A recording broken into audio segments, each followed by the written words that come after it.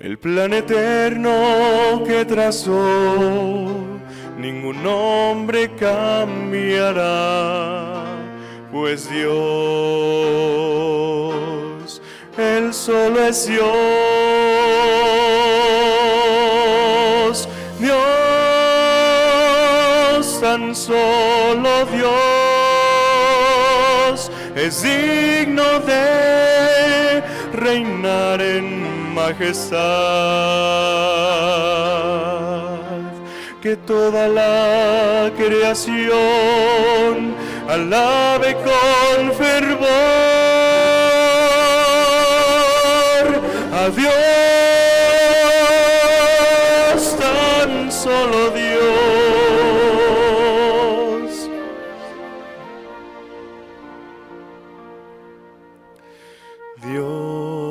Dios y solo Dios será el gozo que en el cielo habrá. Rebosante el corazón, con gozo cantará a Dios, tan solo Dios.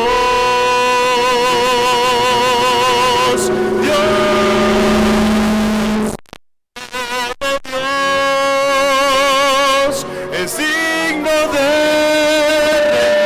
reinar en majestad, que toda la creación le alabe con fervor a Dios, tan solo Dios,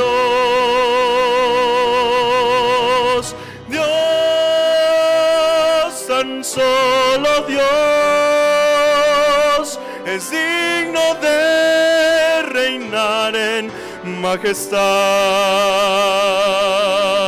que toda la creación le alabe con fervor a Dios, tan solo a Dios.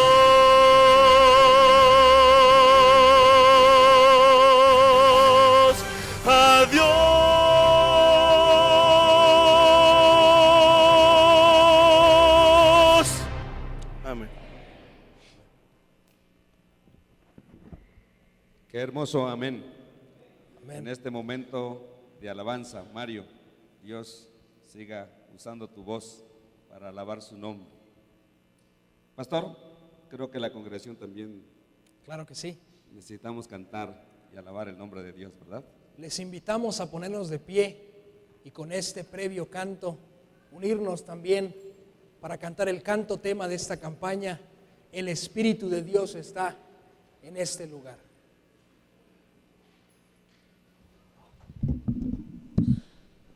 Vamos a cantar.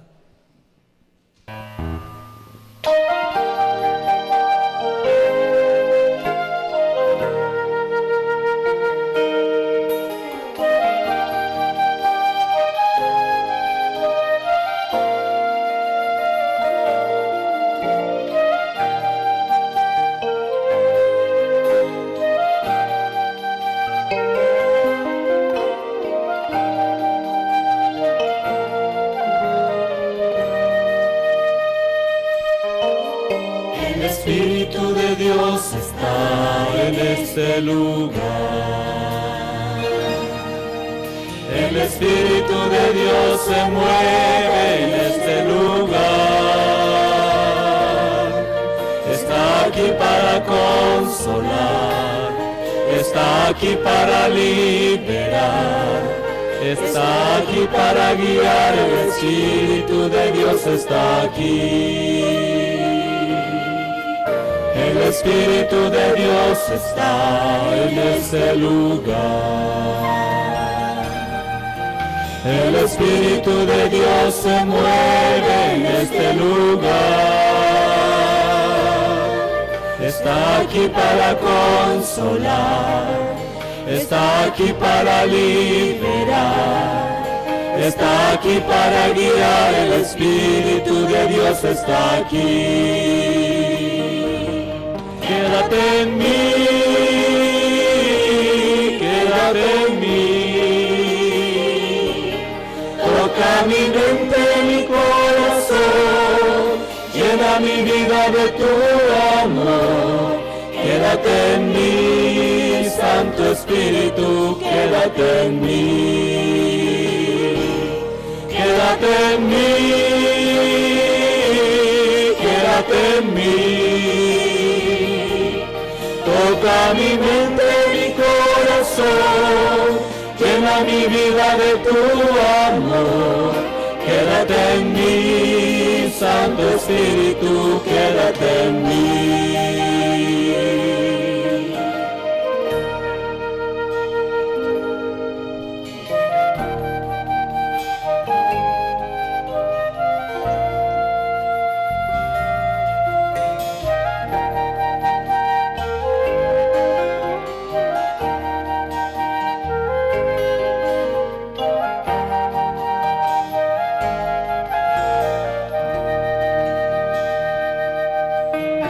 El Espíritu de Dios está en este lugar. El Espíritu de Dios se mueve en este lugar. Está aquí para consolar, está aquí para liberar, está aquí para guiar. El Espíritu de Dios está aquí. El Espíritu de Dios está en ese lugar. El Espíritu de Dios se mueve en este lugar. Está aquí para consolar, está aquí para liberar, está aquí para guiar. El Espíritu de Dios está aquí. Quédate en mí, quédate en mí. Toca mi mente, mi corazón, llena mi vida de tu amor. Quédate en mí, Santo Espíritu, quédate en mí. Quédate en mí, quédate en mí. Toca mi mente, mi corazón, llena mi vida de tu amor. Quédate en mí, Santo Espíritu, quédate en mí.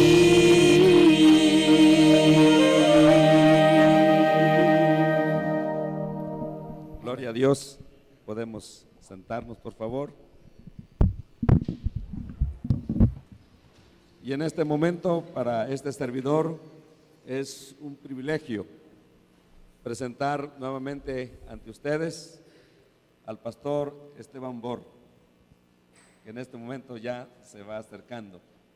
Déjenme decir que el pastor Esteban Bor es un hombre de tremenda experiencia espiritual. Tiene sus raíces bien firmes en el Santo Evangelio.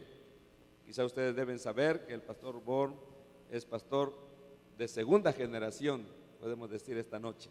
Pero además de ser un excelente pastor, un excelente evangelista, el pastor Bor es escritor. Así que tiene por ahí algunas obras, entre ellas Esperanza para el planeta Tierra. Esperanza para el planeta Tierra. Y otras obras que por ahí, y otros videos que él ha preparado, donde pretende y busca compartir el Evangelio de Salvación, y algo que lo caracteriza es ese énfasis en el estudio de las profecías. Pero no le quitemos más tiempo. Él está deseoso de presentar la palabra del Señor. Pastor, nuevamente, bienvenido. Que el Señor le bendiga nuevamente esta noche.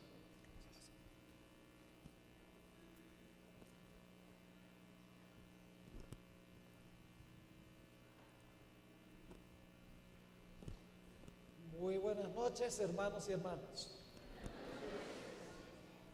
Nos alegra mucho también que tengamos en nuestro medio algunas visitas.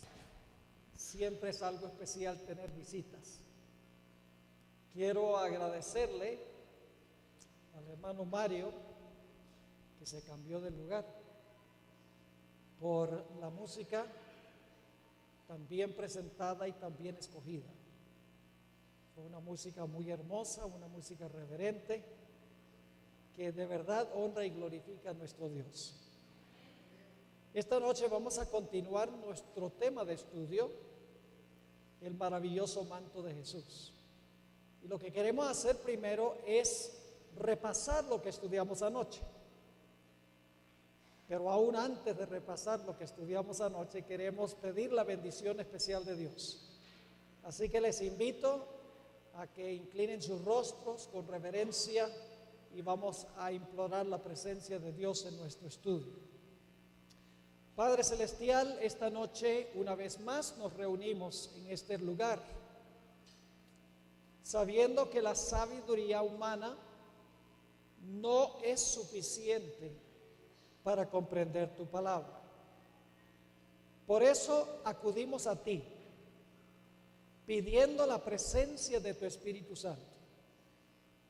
Te pedimos, Señor, que tú abras el entendimiento y abras los corazones para recibir la palabra de verdad que tú quieres que la gente entienda esta noche. Te damos gracias de antemano por el privilegio de acercarnos al trono del Rey del Universo, con la certeza de que tú has escuchado esta oración, porque venimos con confianza ante tu trono, en el precioso nombre de nuestro Señor y Salvador Jesucristo. Amén. Bien, vamos a repasar brevemente lo que estudiamos en nuestro tema de anoche. Ustedes me van a ayudar.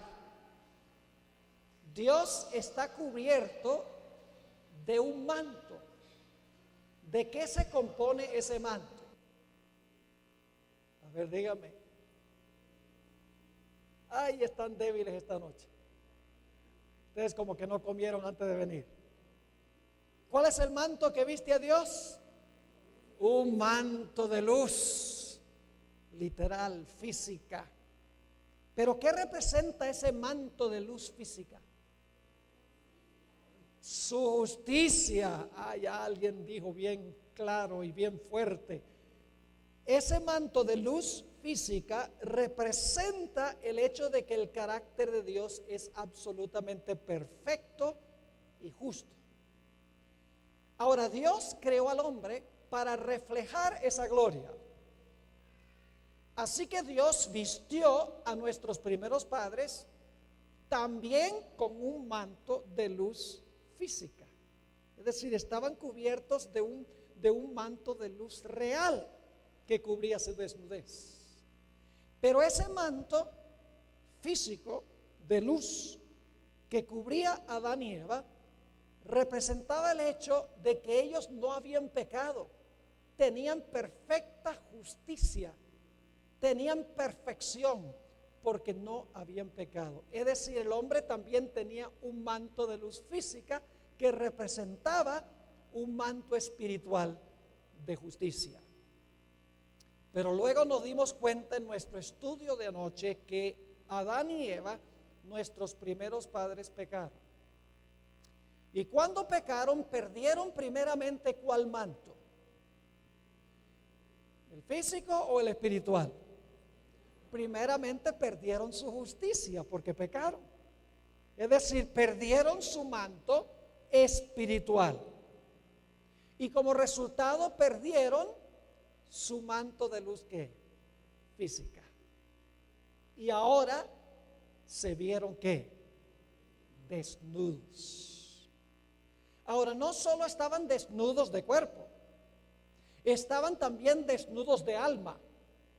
Porque primero habían quedado desvestidos de su justicia y luego quedaron desvestidos de su manto de luz física. Es decir, estaban desnudos espiritualmente y estaban desnudos también físicamente. ¿Cómo procuraron Adán y Eva resolver el problema de su desnudez? se hicieron mantos ¿de qué? De hojas de higuera y se cubrieron. ¿Qué representaban las hojas de higuera? Representaba las excusas que ofrecieron Adán y Eva para justificar su pecado. La mujer que me diste, la serpiente que tú hiciste, es decir, trataron de cubrir la vergüenza de su desnudez con sus excusas, justificando su pecado. Pero luego nos dimos cuenta la forma en que Dios cubrió la desnudez del pecado de Adán y Eva. Dios les quitó las hojas de higuera. Y dice la Biblia en Génesis 3 y el versículo 21, que sus cuerpos fueron cubiertos con pieles de animales que habían sido sacrificados. Es decir, la vergüenza de su desnudez se cubrió por la muerte de corderos inmaculados, sin defecto, perfectos. Y como vimos anoche, esos corderos que fueron sacrificados representaban a nuestro Señor Jesucristo. El hecho de que el cordero era sin mácula representaba la vida perfecta de Jesús, donde nunca pecó ni una sola vez. Y la muerte del cordero representaba la muerte de Cristo por el pecado. Es decir, el Señor Jesucristo vivió la vida que nosotros debemos vivir y murió la muerte que nosotros debemos morir para cubrir la vergüenza de nuestra desnudez, la desnudez de nuestro pecado. Es decir, que cuando Jesús vino a esta tierra, Él ganó dos beneficios para ofrecerle a los pecadores. El primer beneficio era su vida perfecta sin pecado. Y en segundo lugar, su muerte por el pecado. Jesús, durante su ministerio, no pecó ni una sola vez. Cada vez que el diablo lo tentó y Jesús venció al diablo, se le añadió un hilo al manto. Y cuando Jesús dijo en la cruz, consumado es, le añadió el último hilo al manto perfecto de justicia. Y Jesús, cuando dijo esas palabras, también pagó la deuda de los seres humanos o hizo provisión para perdonar los pecados de los seres humanos. Ahora yo quiero hacerles una pregunta y debo advertirles que generalmente cuando yo hago esta pregunta, la mayoría de la gente la contesta mal. Inclusive en iglesias adventistas. Yo me quedo sorprendido cuando yo hago la pregunta. La mayoría de las personas responden equivocadamente a la pregunta. Ahora ustedes estarán pensando, ¿qué pregunta irá a hacer el pastor Bor? Que la mayoría de los miembros de la iglesia contestan mal. Esta es la pregunta. Cuando el Señor Jesucristo murió en la cruz del Calvario, ¿perdonó el Señor Jesucristo los pecados de los seres humanos? Una pregunta sencilla, no es complicada. Cuando Cristo murió en la cruz del Calvario, ¿perdonó el Señor Jesucristo los pecados de los seres humanos? Si ustedes hicieran esa pregunta sin que yo les hubiera dado la advertencia, en cualquier iglesia no adventista, el 100% de la gente diría que sí. Y en la iglesia adventista posiblemente el 90% de la gente responde que sí. Pero yo quiero decirles esta noche, mis hermanos y hermanas y apreciadas visitas, que cuando Cristo murió en la cruz, el Señor Jesucristo no perdonó los pecados de los seres humanos. El Señor hizo provisión para poder perdonar los pecados. Porque el perdón no es corpóreo, el perdón es individual. El Señor Jesucristo, en otras palabras, vivió en lugar de todos los seres humanos, murió en lugar de todos los seres humanos. Pero para usted beneficiarse de lo que hizo Jesús, usted tiene que reclamarlo personalmente, individualmente, o si no, aún está en sus pecados. Quiero leerles una cita que se encuentra en uno de mis libros favoritos. Se llama Historia de la Redención, página 405. Escuchen bien lo que dice esta cita, muy profunda. El rasgamiento del velo del templo, eso es cuando Jesús murió, ¿se acuerdan que se rasgó el velo?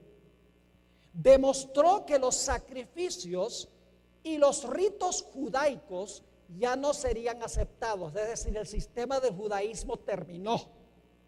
Sigue diciendo, el gran sacrificio ya había sido ofrecido y aceptado, y el Espíritu Santo que descendió en el día del Pentecostés apartó la atención de los discípulos del santuario terrenal para dirigirla al celestial. Ahora viene la parte clave, donde Jesús entró por medio de su propia sangre para derramar sobre sus discípulos. ¿Para derramar sobre quiénes? Muy importante eso. Para derramar sobre los discípulos los beneficios de su expiación. ¿A qué fue Jesús al cielo? Para derramar sobre sus discípulos, ¿qué cosa? Los beneficios de su expiación. Ahora ustedes estarán diciendo, pastor, ¿qué son los beneficios de la expiación de Cristo? Es muy sencillo, ya lo hemos estudiado. Los beneficios de la expiación son la vida perfecta de Cristo y su muerte por el pecado. Esos son los beneficios.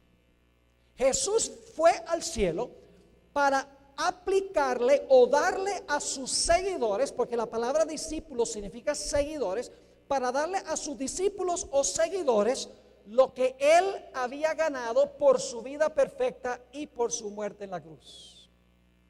Permítame usar una vez más el ejemplo que presenté anoche, porque probablemente hay personas aquí que no pudieron venir anoche, la ilustración del banco. Quiero que ustedes se imaginen el dueño de un banco. Este dueño es multitrillonario, tiene recursos ilimitados, y él se compadece de los seres humanos y dice, yo estoy tan triste de que los seres humanos se hayan endeudado tanto hasta la coronilla. Yo lo que voy a hacer es voy a tomar capital y voy a colocar en un banco suficiente capital para pagar todas las deudas de todos los seres humanos en el planeta Tierra. Voy a meter en ese banco suficiente dinero para pagar las hipotecas, para pagar las tarjetas de crédito, para pagar las deudas de educación, para pagar los préstamos de automóvil, para pagar las deudas de los almacenes por departamentos. Es decir, voy a depositar suficiente dinero en el banco para cancelar todas las deudas de todos los seres humanos en el planeta Tierra. Y por todos los medios de comunicación, él anuncia que hay un banco que tiene recursos sin límites para que la gente pueda saldar sus deudas plena y completamente. Se hace el anuncio. ¿Cuántas personas creen ustedes que irían al banco para sacar el dinero?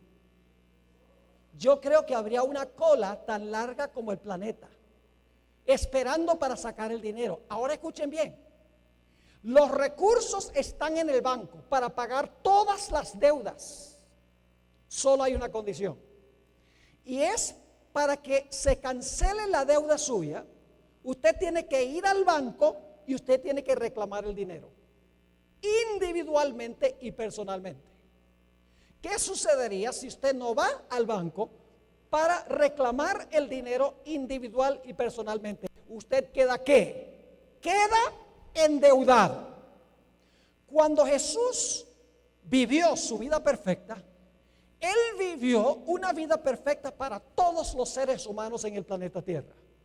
Cuando Jesús murió en la cruz del Calvario, el Señor Jesucristo saldó lo que iba a ser la deuda de todos los seres humanos de toda la historia. Es decir, en el banco celestial hay suficientes méritos en la vida de Jesús y hay suficiente capital en la muerte de Jesús para pagar las deudas de todos los seres humanos, todos los pecados de todos los seres humanos.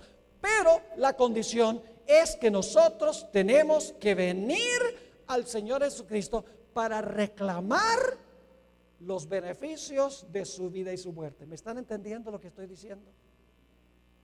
Es decir, Jesús en la cruz no perdonó los pecados, hizo provisión para perdonar los pecados.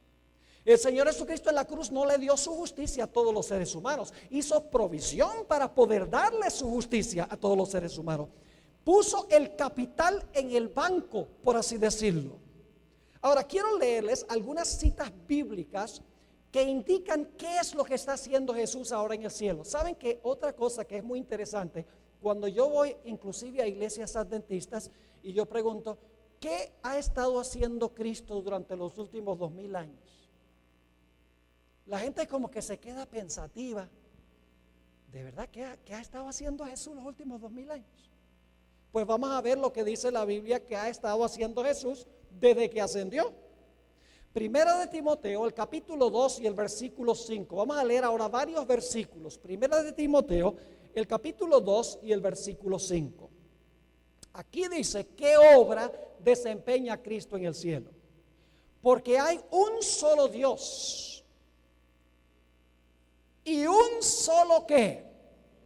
Y un solo mediador entre Dios y los hombres, Jesucristo, hombre.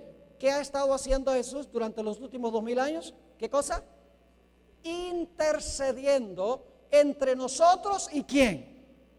Y su Padre, Dios el Padre. Noten primero de Juan el capítulo 2 y el versículo 1 también describe lo que está haciendo Jesús. Primera de San Juan el capítulo 2 y el versículo 1 dice, hijitos míos, estas cosas os escribo para que no pequéis. Y si alguno hubiere pecado, escuchen bien, abogado tenemos. ¿Qué hace un abogado? Intercede y defiende, ¿verdad que sí? Dice, abogado tenemos para con el Padre. ¿Y quién es ese abogado? Jesucristo, ¿qué? El justo. Ahora, ¿por qué es importante eso? Que Jesús es el abogado, el justo. ¿Saben por qué razón? Porque yo no puedo ir ante la presencia de Dios el Padre en mi propia justicia, porque yo no la tengo. Yo no puedo ir allá, aquí estoy, Señor, recíbeme. No, no. Dios va a decir, tú eres pecador y la paga del pecado es muerte, tienes que morir. Pero si yo contrato a Jesús como mi abogado personal, el Señor Jesucristo es el justo, como dice aquí, porque vivió una vida perfecta. Y se presenta delante de su Padre y dice, Padre, el pastor Bor me aceptó a mí, acepta mi justicia en lugar de la justicia de él. Por eso dice aquí que el Señor Jesucristo es nuestro abogado y es el justo. Noten Hebreos el capítulo 7 y el versículo 25. Hebreos el capítulo 7 y el versículo 25. Este texto es supremamente claro. Dice lo siguiente. Por lo cual puede también salvar perpetuamente. Ahora escuchen a quienes salva Jesús. Por lo cual puede también salvar perpetuamente a los que por él, ¿qué cosa? Se acercan a Dios. ¿A quienes salva Jesús? ¿A toda la gente del mundo? No, a toda la gente del mundo no. Dice, por lo cual puede también salvar perpetuamente a los que por él se acercan a Dios, viviendo siempre para interceder por ellos. ¿Para interceder por quiénes? Por los que por él, ¿qué? Por los que por él se acercan a Dios. ¿Tengo yo que contratar a Jesús como mi abogado para que yo sea acepto ante el Padre, sí o no? Claro que sí. Entonces mis pecados no fueron perdonados en la cruz. Son perdonados cuando yo contrato al Señor Jesucristo como mi abogado y pone a mi cuenta su justicia y pone a mi cuenta los méritos de su muerte. Ahora quiero leer algunos versículos de la Biblia que dejan esto supremamente claro, porque el mundo cristiano está confundido en cuanto a esto. El mundo cristiano cree que todo terminó en la cruz. Cristo murió en la cruz y se salva todo el mundo. No, la Biblia no enseña tal cosa. Jesús hizo provisión para salvar a todo el mundo. Pero el Señor Jesucristo no perdonó los pecados de todo el mundo, porque hay que reclamar lo que el Señor Jesucristo hizo. Ahora vamos a notar algunos textos bíblicos que dejan esto muy en claro. Hechos, el capítulo 2 y el versículo 38. Y yo veo que algunos aquí están sorprendidos, tienen los ojos bien grandes y están diciendo, wow, yo nunca había oído este concepto antes. Pero es un concepto fundamental, es básico. No podemos entender la salvación sin esto. Note lo que dice Hechos 2 y el versículo 38. Esto es el día del Pentecostés. Pedro predicó un tremendo sermón diciendo: Jesús ascendió al cielo, está a la diestra de Dios. Y entonces viene un grupo de hombres a donde está el apóstol Pedro y dice: bueno, ¿qué tenemos que hacer entonces? Si Jesús está ahora en el cielo y comenzó su obra intercesora, ¿qué tenemos que hacer? Noten la respuesta del apóstol Pedro. Pedro les dijo: arrepentíos. ¿Qué cosa? Arrepentíos, ¿y qué más? Y bautícese cada uno. ¿Qué significa eso? El arrepentimiento, ¿qué es? Personal. Y el bautismo, personal. Dice: arrepentíos y bautícese cada uno de vosotros en el nombre de Jesucristo. Ahora escuchen bien: para perdón de los pecados. ¿Cuándo recibimos el perdón de los pecados? Cuando nos arrepentimos y nos bautizamos. El texto lo dice claramente: arrepentíos y bautícese cada uno de vosotros en el nombre de Jesucristo para perdón de los pecados, y recibiréis el don del Espíritu Santo. Noten Hechos, el capítulo 5:31. La Biblia está llena de este concepto. Hechos 5 y el versículo 31. Está hablando aquí del Señor Jesucristo y dice lo siguiente: a este Dios ha exaltado con su diestra por príncipe y salvador. Ahora escuchen bien. ¿Por qué fue exaltado Jesús? Para dar a Israel, ¿qué cosa? Arrepentimiento, y ¿qué más? Y perdón de los pecados. ¿Perdonó Cristo los pecados en la cruz? Si los perdonó en la cruz, ¿por qué tenía que ser exaltado para dar perdón si ya lo había dado cuando murió en la cruz? ¿Está claro ese texto? Nuevamente dice: a este Dios ha exaltado con su diestra por príncipe y salvador para dar a Israel arrepentimiento y perdón de los pecados. Noten también Hechos, el capítulo 10 y el versículo 43. El Nuevo Testamento está lleno de esto. Yo no sé cómo la mayoría de los cristianos están confundidos en cuanto a este punto. Hechos, el capítulo 10 y el versículo 43, nuevamente está hablando del Señor Jesucristo y dice: de este dan testimonio todos los profetas, que todos los que en él creyeren, ¿cómo es la cosa? Todos los que en él creyeren, ¿qué más? Recibirán perdón de pecados por su nombre. ¿Perdonó Cristo los pecados en la cruz? No, porque aquí dice claramente que los que creen en él recibirán perdón por sus pecados. Ahora yo quiero hablar en esta noche de las condiciones que nosotros tenemos que cumplir para ser salvos. Y ustedes dicen: ¿hay condiciones? Claro que hay condiciones. Quiero hablar de 5 pasos que necesitamos nosotros tomar para estar vestidos con el manto perfecto de la vida de Cristo y para que su muerte nos sea acreditada a nosotros. El primer paso que tenemos que tomar es el arrepentimiento. Primero tenemos que arrepentirnos del pecado. Noten nuevamente Hechos 2 y el versículo 38. Nos da esta condición clara. Hechos 2:38. Pedro les dijo: arrepentíos y bautícese cada uno de vosotros en el nombre de Jesucristo para perdón de los pecados y recibiréis el don del Espíritu Santo. Entonces yo pregunto, ¿es necesario el arrepentimiento para recibir el perdón? Lo dice clarito el texto, que es necesario arrepentirse para recibir perdón. Noten también Lucas 17 y el versículo 3 y 4. Lucas el capítulo 17 y el versículo 3 y el versículo 4. Y yo sé que la mayoría de ustedes no pueden conseguir estos textos tan rápido como yo los estoy presentando.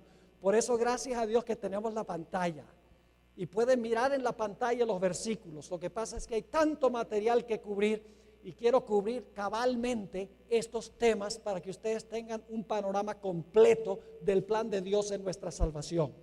Noten Lucas 17 y el versículo 3 y 4. Mirad por vosotros mismos, está hablando Jesús. Si tu hermano pecare contra ti, repréndele. Escuchen ahora. Y si se arrepintiere, perdónale. ¿Qué es necesario para perdón? El sí condicional. Si se arrepintiere, ¿qué? Perdónale.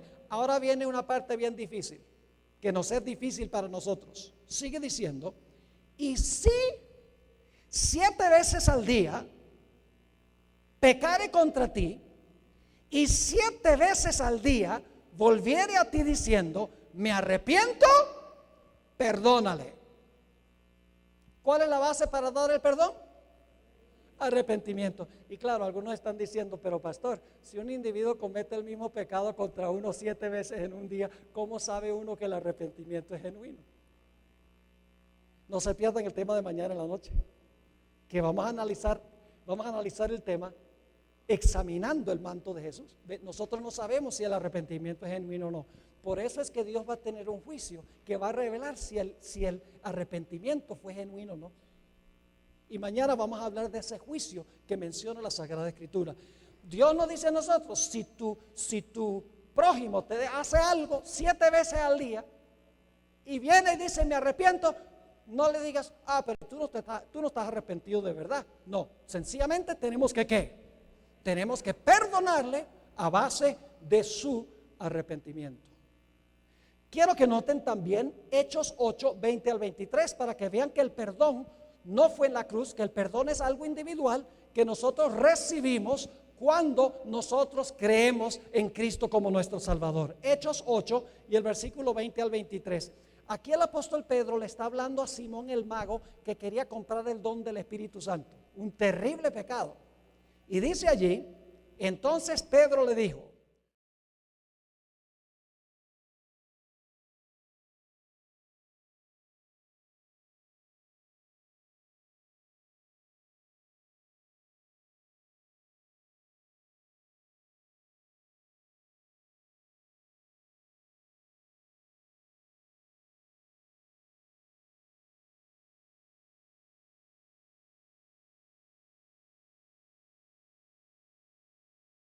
¿iba a ser perdonado Simón el mago cuando Cristo murió en la cruz?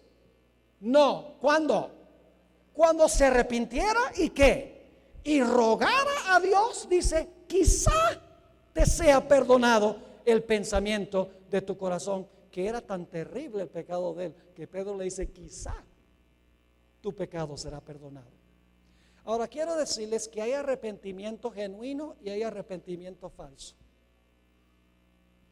El arrepentimiento genuino tiene tristeza por el pecado, por la mala acción.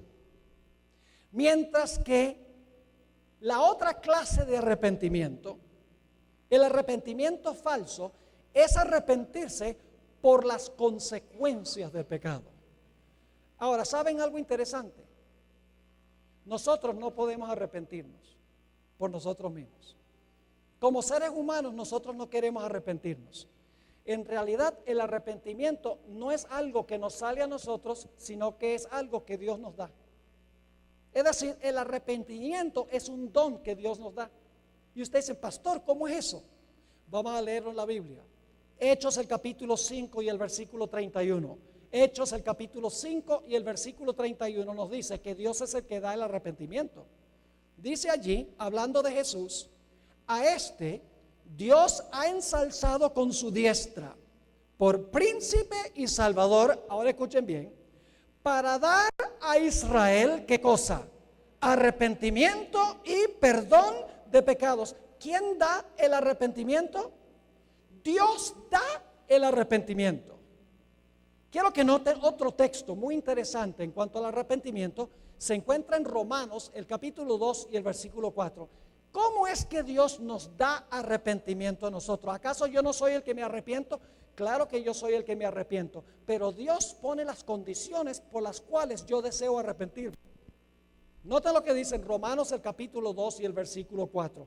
Aquí dice el apóstol San Pablo: ¿o menospreciáis las riquezas de su benignidad, paciencia y longanimidad? Ahora escuchen bien, ignorando que su benignidad, ¿de qué? Te guía al arrepentimiento. ¿Qué es lo que nos lleva a arrepentirnos? La benignidad de Dios. Cuando vemos cuán bueno es Dios, primero Dios muestra cuán bondadoso y cuán bueno y cuán benigno es, que mandó a Jesús para vivir la vida que yo debo vivir y para morir la muerte que yo debo morir. Cuando yo veo cuán bueno y maravilloso es Dios, yo digo, yo soy miserable y me arrepiento. Es decir, el arrepentimiento es motivado por Dios. Por eso dice que Dios es el que da arrepentimiento. Pero como les mencionaba, hay arrepentimiento genuino y hay arrepentimiento falso. El arrepentimiento genuino se entristece por la mala acción, mientras que el arrepentimiento falso se arrepiente de las consecuencias que vinieron de la mala acción. Le doy un ejemplo. Yo vengo de una familia de 4 hijos, tengo 3 hermanas. Yo no sé si ustedes han tenido que crecer en un hogar donde hay 3 hermanas, pero sí es algo difícil, déjenme decirles, no es fácil.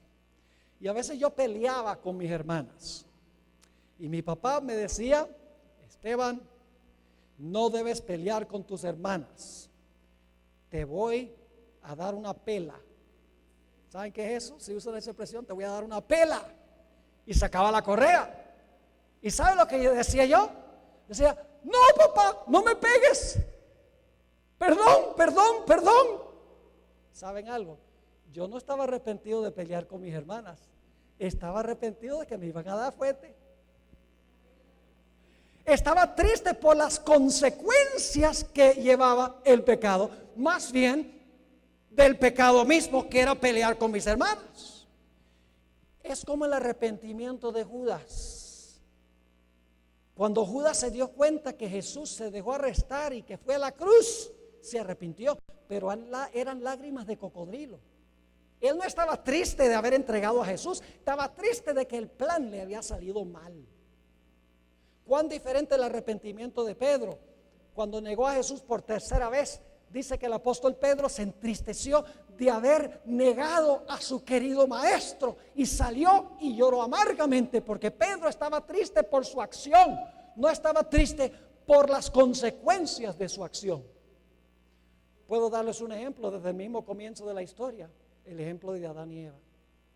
Cuando Adán y Eva pecaron, ¿ustedes creen que estaban arrepentidos? Recién habiendo pecado, no estaban arrepentidos.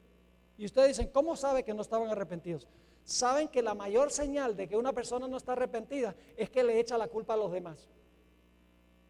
Cuando usted de verdad se arrepiente, usted no dice aquel o ese, usted dice: yo he pecado, la culpa la tengo yo y nada más que yo. Cuando justificamos y ofrecemos excusas por el pecado, es señal de que no estamos arrepentidos.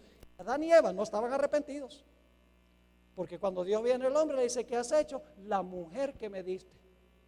Es decir, yo pequé, sí, pero no es culpa mía. Y luego viene la mujer y le dice: ¿qué hiciste? La serpiente que tú hiciste. Si tú no haces esa serpiente, yo no peco. No estaban tristes por el pecado. ¿Saben cuándo se entristecieron por el pecado? cuando Dios le dijo que tomaran esos 2 corderos, la Biblia no dice que son 2, pero dice pieles en plural. Cuando tuvieron que tomar esos corderos, escuchen bien, en un mundo donde no había muerte. Nunca habían visto la muerte. Y Dios le dice a Adán, como el patriarca de la familia, dice, toma el cuchillo y córtale el cuello a ese cordero.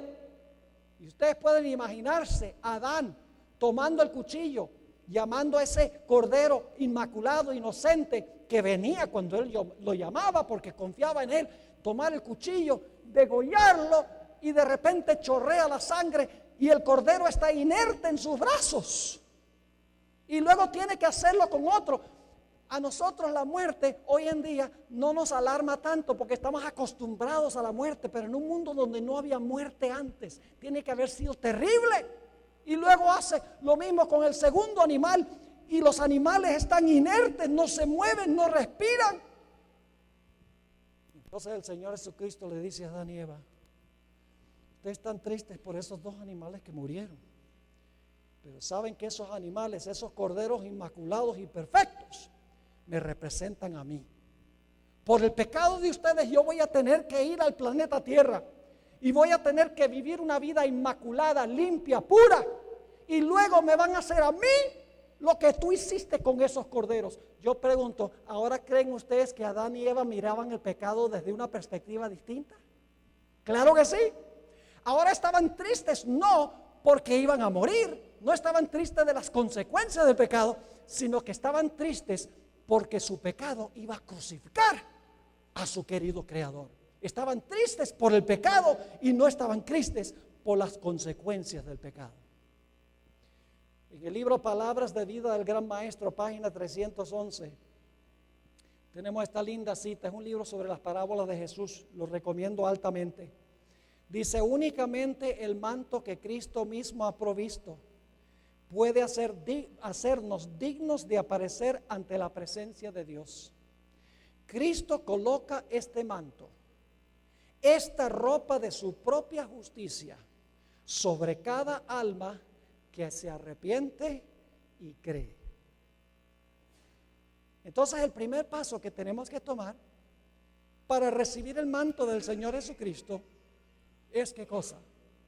El arrepentimiento genuino. Tristeza por el pecado. No es tristeza porque tenemos miedo de que no vamos a ir al cielo o que no vamos a ir al infierno. No, eso es temer las consecuencias. Es tristeza por el pecado mismo, porque el pecado crucificó a nuestro querido Jesús. Esa es tristeza por el pecado. Ver lo que el pecado hizo con Cristo, que causó que Cristo en el huerto de Getsemaní, con la mano temblando, cargara la copa de la ira de Dios contra el pecado, que llevó a Cristo en la cruz a exclamar, Dios mío, ¿por qué me has desamparado? Todo eso fue por nuestros pecados.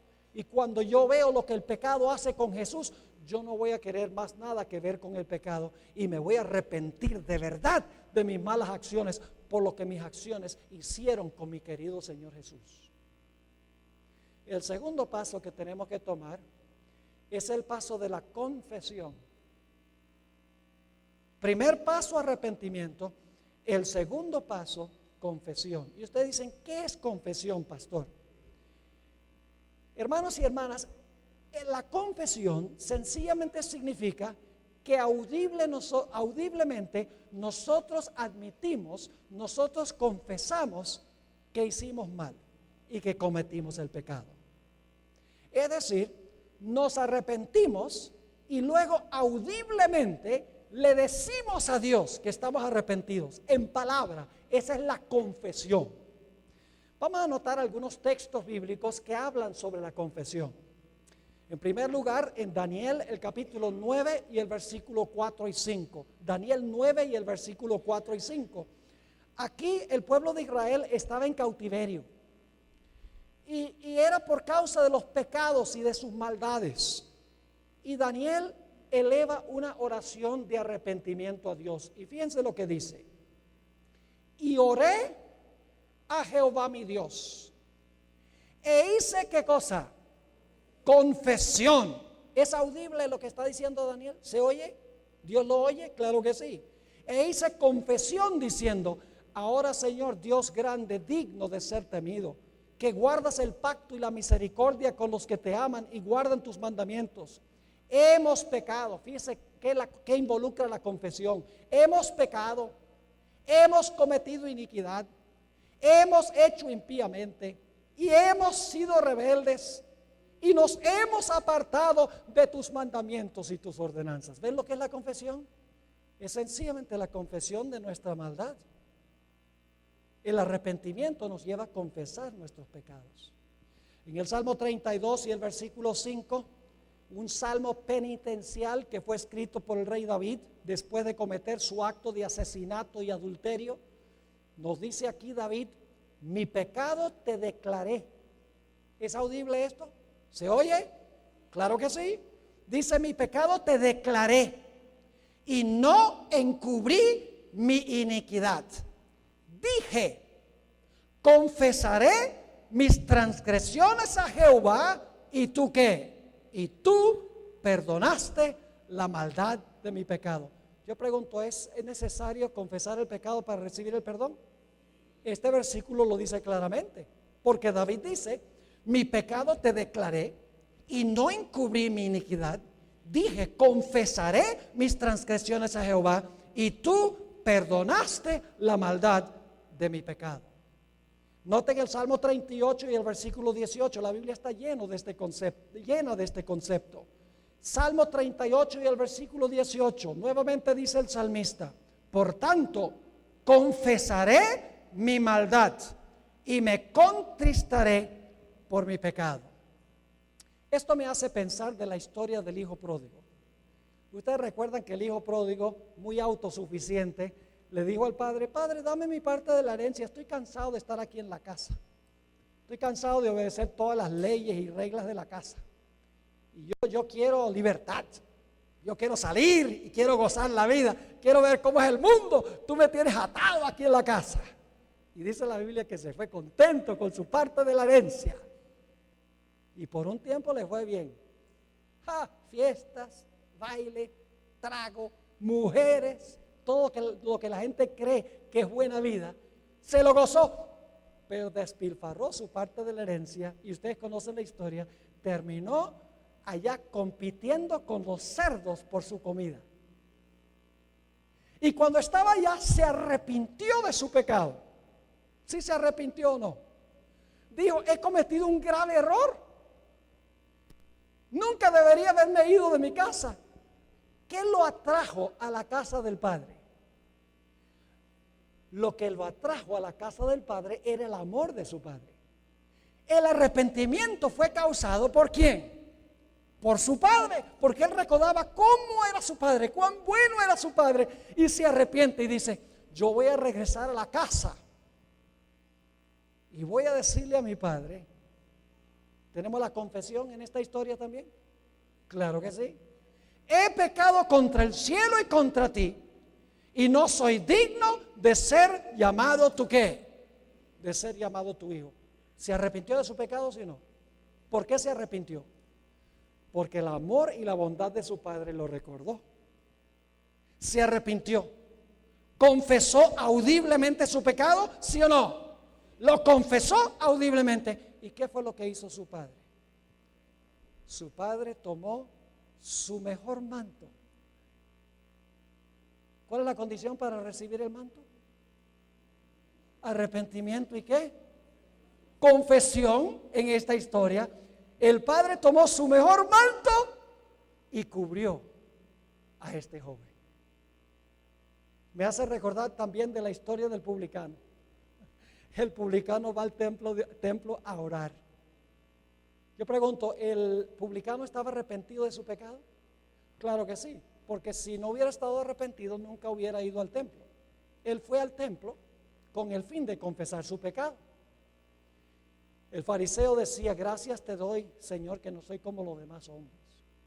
Los demás son adúlteros y asesinos, no diezman, no guardan el sábado. Dice: esos son malos, pero gracias te doy que yo no soy como ellos.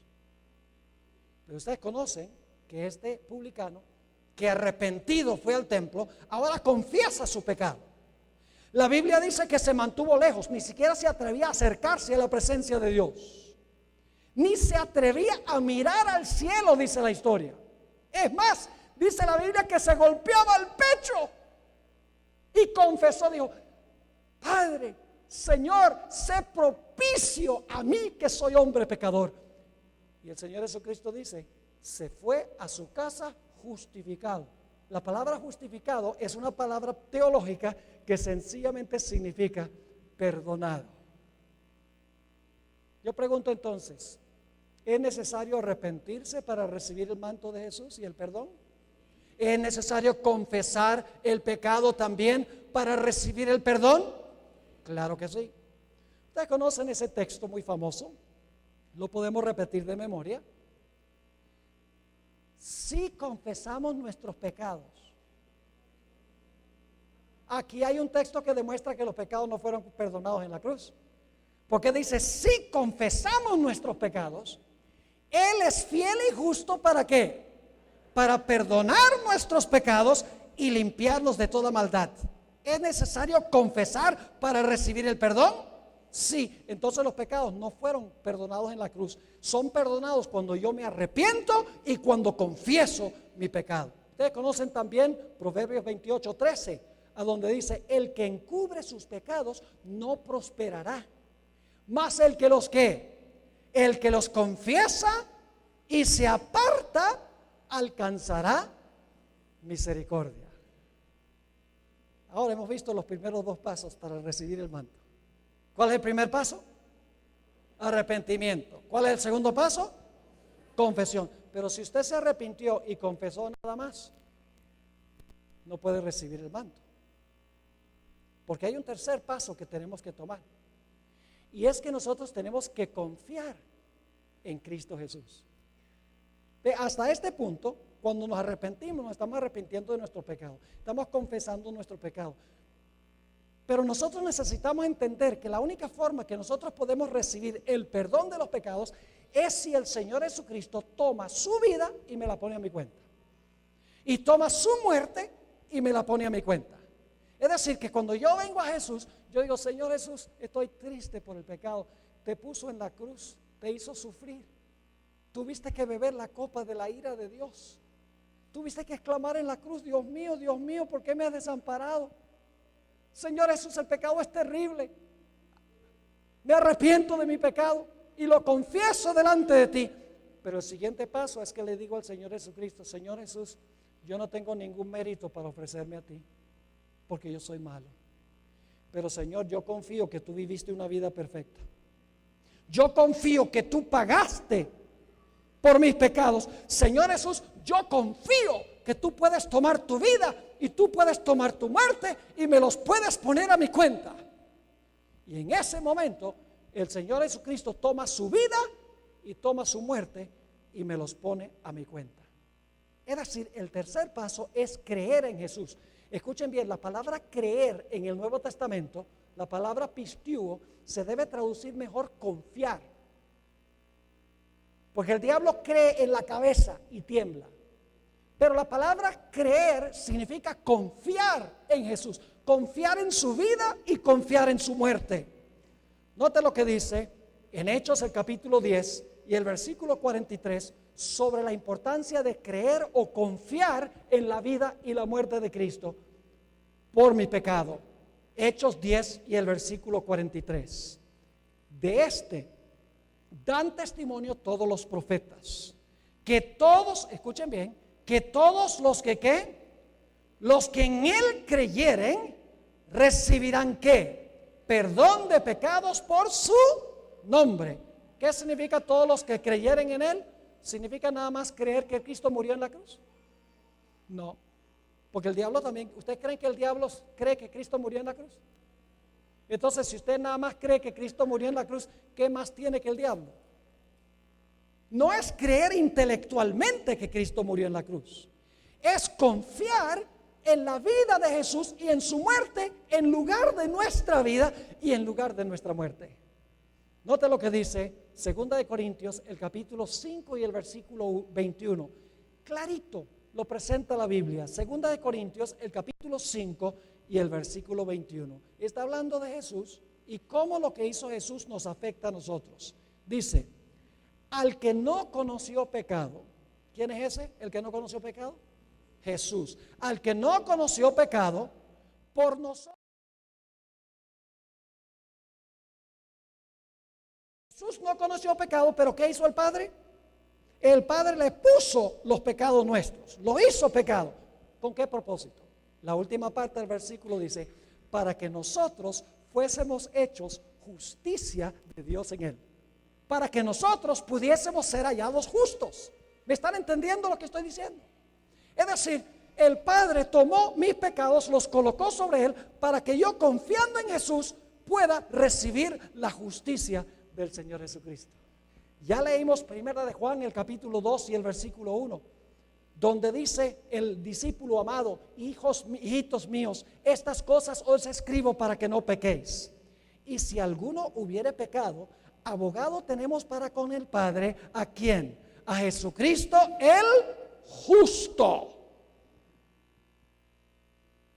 ¿Qué significa eso? Significa que cuando yo vengo al Señor Jesús arrepentido, triste por el pecado, porque crucificó a Jesús, y yo confieso mi pecado y le digo, Señor Jesús, tú eres mi abogado, yo no puedo venir ante la presencia del Padre, porque el Padre tendría que destruirme, porque la paga del pecado es muerte. Pero Señor Jesús, tú viviste una vida perfecta, tú moriste por el pecado. Señor Jesús, por favor, toma tu vida y tu muerte, el capital en el banco, y pónmelo a mi cuenta para quitar mi deuda. Y en ese momento el Señor Jesucristo pone su justicia a mi cuenta, y Dios me mira como si nunca hubiera pecado. ¿Son buenas nuevas? Extraordinarias. Quiero leerles un par de citas que encontramos en los escritos de Elena White. Yo la cito mucho porque es una mujer que escribió un material pero preciosísimo, profundo en su exposición bíblica. Dice en el libro Fe y Obras, página 110, lo siguiente: es la justicia de Cristo lo que hace que el pecador penitente, ¿qué clase de pecador? No cualquier pecador, el pecador penitente. Dice, es la justicia de Cristo lo que hace que el pecador penitente sea aceptable ante Dios y lo que obra su justificación. Recuerda, justificación es perdón, la misma cosa. Sigue diciendo, escuchen aquellos que se creen muy pecadores, que Dios no los puede salvar. Dice ella, no importa cuán pecaminosa haya sido su vida, si cree en Jesús como su Salvador personal, está parado delante de Dios con las vestiduras inmaculadas de la justicia imputada de Cristo. ¡Qué tremenda cita! No importa cuán malos hayamos sido, asesinos, ladrones, adúlteros, no importa cuán grave haya sido el pecado, si nosotros confiamos en Jesús y venimos a Él arrepentidos y confesando nuestro pecado, el Señor Jesucristo pone a nuestra cuenta su justicia. En el libro La fe por la cual vivo, página 109, dice la misma autora, esto es tremendo, dice, la gracia de Cristo justifica gratuitamente al pecador sin mérito o reclamo de su parte. Yo no puedo venir y decir, yo reclamo tu justicia, Señor Jesús. No funciona así. La gracia de Cristo, la gracia de Cristo justifica gratuitamente al pecador sin mérito o reclamo de su parte. Ahora fíjense lo que dice. La justificación es el perdón pleno y completo del pecado. Ahora viene la parte que más me gusta. El mismo instante. ¿Cuándo? El mismo instante en que el pecador acepta a Cristo por la fe, recibe el perdón. Se le imputa, es decir, se le pone a su cuenta. No se preocupe por esa palabra imputar, esa es una palabra teológica, sencillamente significa que se le acredita. Dice, se le imputa o acredita, se le pone a su cuenta la justicia de Cristo. Y ya no debe dudar en cuanto a la gracia perdonadora de Dios. Hemos visto 3 pasos. Primer paso, el arrepentimiento. ¿Quién lo da? La bondad de Dios. En segundo lugar, ¿qué cosa? La confesión, diciendo audiblemente. En tercer lugar, ¿qué? En tercer lugar, confiar en la vida y en la muerte de Cristo Jesús. Pero hay un cuarto paso. El cuarto paso es que el arrepentimiento genuino y la confesión del pecado, y al confiar en la justicia de Cristo, mi vida cambia. Mi vida ahora produce unas obras distintas a las que producía mi vida antes. Aquí es donde fracasan muchos cristianos. Muchos cristianos dicen, cree en el Señor Jesucristo y serás salvo tú y tu casa. Y no importa que yo siga robando y que siga adulterando y que siga viendo novelas que enfatizan todas estas cosas malas. Y no importa que yo siga haciendo todo esto, porque todo Cristo se encargó de eso. Ese no es arrepentimiento genuino. Y el Señor Jesucristo no pone a la cuenta de tal persona su justicia perfecta. Es decir, que el cuarto paso es que del arrepentimiento a la confesión y la confianza en Cristo, nuestra vida cambia, nuestra vida es diferente. Las obras fluyen de una vida que se ha unido con Cristo Jesús. Como dice en Proverbios 28:13, donde leí hace algunos momentos, el que encubre sus pecados no prosperará, mas el que los confiesa, ¿y qué más? Y se aparta, alcanzará misericordia. El apóstol Pablo una vez tuvo una conversación con el rey Agripa.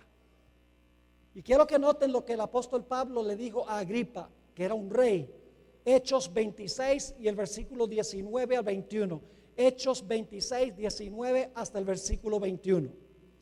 Aquí dice el apóstol Pablo a Agripa: por lo cual, oh rey Agripa, no fui rebelde a la visión celestial, sino que anuncié primeramente a los que están en Damasco y Jerusalén y por toda la tierra de Judea y a todos los gentiles, escuchen bien, que se arrepintiesen y se convirtiesen a Dios, haciendo ¿qué cosa? Haciendo obras dignas de arrepentimiento. Significa obras que vienen del arrepentimiento. Ustedes recuerdan que Juan el Bautista también dijo ¿qué cosa? Haced pues frutos dignos de ¿qué? Dignos de arrepentimiento. Yo pregunto, ¿un árbol de aguacate qué produce? Qué pregunta tan ridícula. ¿Un árbol de aguacate produce qué? Aguacates. ¿Qué sucede si un árbol de aguacate no produce aguacates? Significa que el árbol está enfermo, ¿verdad que sí? Un árbol de aguacate va a producir aguacates. Una persona que se ha vinculado con Cristo Jesús automáticamente va a producir fruto. Noten lo que dice en Hechos, el capítulo 19 y el versículo 18 y 19. Hechos 19 y el versículo 18 y el versículo 19. Estas son unas personas en la ciudad de Éfeso que practicaban toda clase de ciencias ocultas.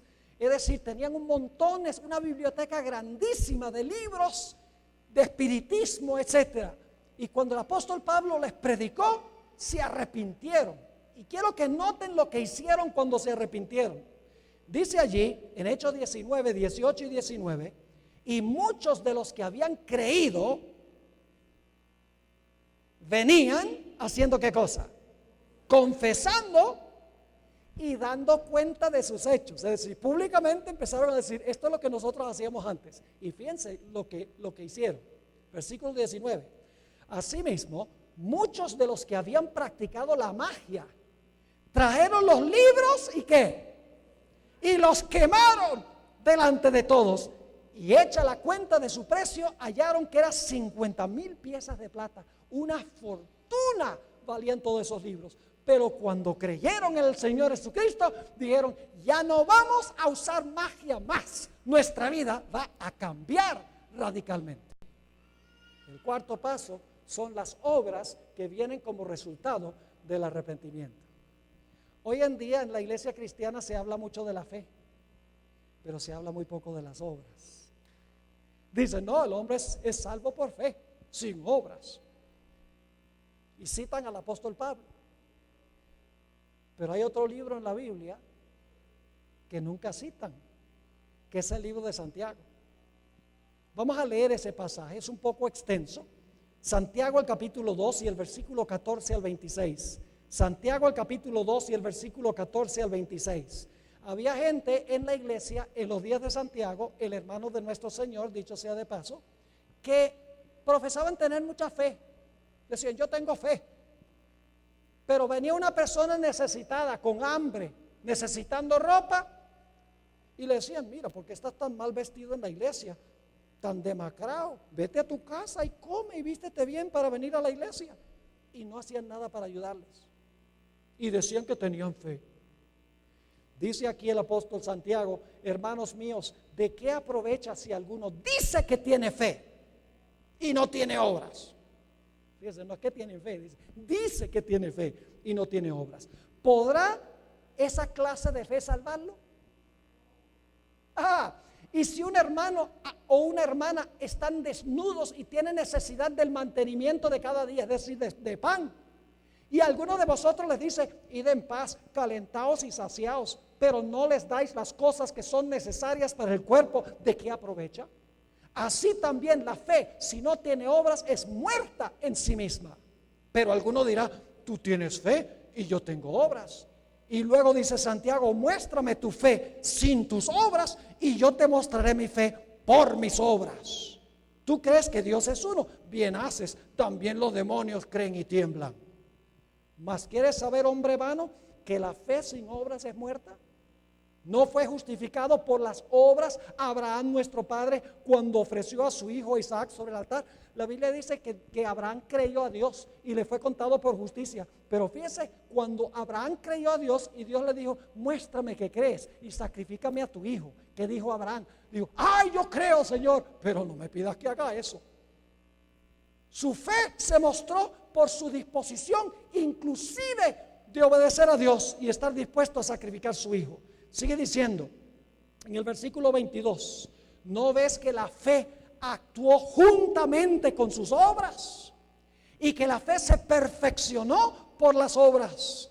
Y se cumplió la escritura que dice, Abraham creyó a Dios y le fue contado por justicia. Y fue llamado amigo de Dios. Vosotros veis pues que el hombre es justificado por las obras y no solamente por la fe. Asimismo también Rahab la ramera no fue justificada por obras cuando recibió a los mensajeros y los envió por otro camino. Porque como el cuerpo sin el espíritu está muerto, así también la fe sin obras está muerta. Y algunos dicen, la Biblia se contradice, porque Pablo dice que somos salvos por la fe, y justificados por la fe, mientras que Santiago dice que somos justificados por obras. En realidad no hay ninguna contradicción. El apóstol Pablo y el apóstol Santiago están mirando la salvación desde dos diferentes perspectivas. El apóstol Pablo le está hablando a gente que dice, nosotros tenemos fe y no necesitamos obras. ¿Me están entendiendo? Sí, en los días de Santiago, él decía, nosotros tenemos fe y no tenemos que tener obras.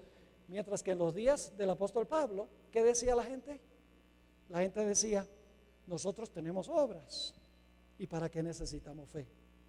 Es decir, Pablo y Santiago están mirando este asunto desde dos diferentes perspectivas. Pablo está diciendo, eres salvo por fe, sin las obras de la ley. Santiago está diciendo, sí, pero cuando tú tienes fe, se van a producir obras de amor, no obras de la ley, sino que se van a producir obras de amor. El Señor Jesucristo no dijo, por su fe los conoceréis. El Señor Jesucristo declaró, ¿qué cosa? Por sus frutos los conoceréis. Y fíjense que aunque somos salvos por gracia a través de la fe, la Biblia dice que seremos juzgados por nuestras obras. ¿Saben por qué? Porque nuestras obras demuestran si nuestra fe es genuina o no. Si usted dice que tiene fe y no tiene obras, esa no es una fe que salva. Porque las obras demuestran si la fe es verídica, si la fe es genuina o no. Es decir, las dos cosas van juntas. Y yo a veces uso esta ilustración. Cuando ustedes arrancan el carro por la mañana ¿Cuál de las dos ruedas se mueve primero? ¿Las de adelante o las de atrás? Bueno, siempre nos falta alguien que dice, bueno, depende si es tracción trasera o tracción delantera. Pero en realidad esa es la respuesta equivocada. Porque ustedes saben que si es tracción trasera, el instante en que las ruedas de atrás propulsan el carro, las